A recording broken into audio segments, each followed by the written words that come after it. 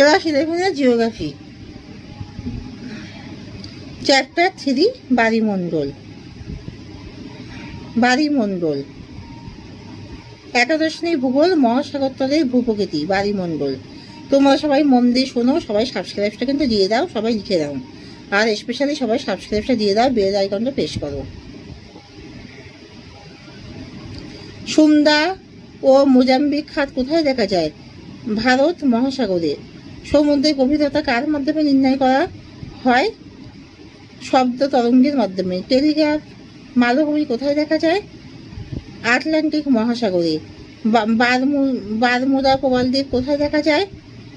Atlantic মহাসাগরে। কোন ধরনের পাত সীমান্তে মহাসামুদ্রিক খাতগুলি গড়ে ওঠে? প্রতিসারী। চ্যালেঞ্জার উচ্চভূমি কোথায় অবস্থিত? আটলান্টিক মহাসাগরে। বায়ুমণ্ডল কাকে বলে? পৃথিবীর মোট আয়তনের 3 ভাগ জলভাগ এবং 1 ভাগ স্থলভাগ দ্বারা বেষ্টিত। সামগ্রিকভাবে পৃথিবীর 3 ভাগ জলমণ্ডল বেষ্টিত অংশকে এক কথায় বলা হয় বায়ুমণ্ডল। গভীর সমুদ্রের সমভূমি বলতে কি বোঝো? গভীর সমুদ্রের সমভূমি মহীধারের প্রান্তভাগ থেকে গভীর সমুদ্র তলের অংশ পর্যন্ত বিস্তৃত ভূমিকে বলা হয় গভীর সমুদ্রের সমভূমি।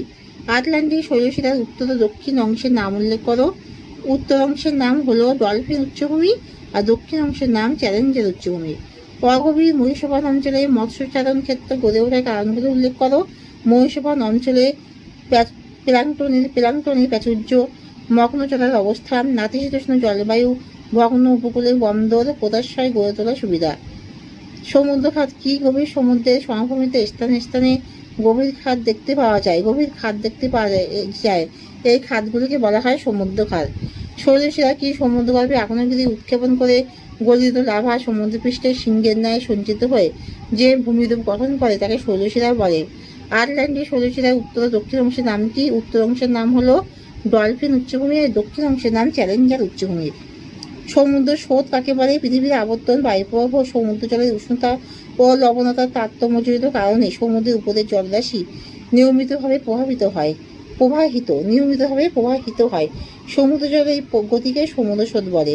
ততদেশীয় অঞ্চল কাকে বলে? সমুদ্র উপকূল ভাগে জোয়ার জলে সর্বোচ্চ সর্বনিম্ন সীমারেখার মধ্যবর্তী অঞ্চলকে বলা হয় ততদেশীয় অঞ্চল। নেরিটিক অঞ্চল কাকে বলে? সমুদ্র থেকে মহীজলের মধ্যবর্তী অঞ্চলকে বলা হয় নেরিটিক অঞ্চল।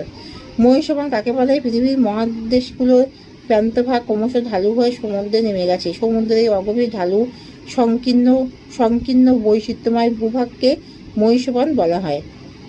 মহীসোপান এশিয়া ও ওশেনিয়া মহাদেশের পূর্ব উপকূল বরাবর এই মহাসাগরে মহীসোপান দেখা যায়।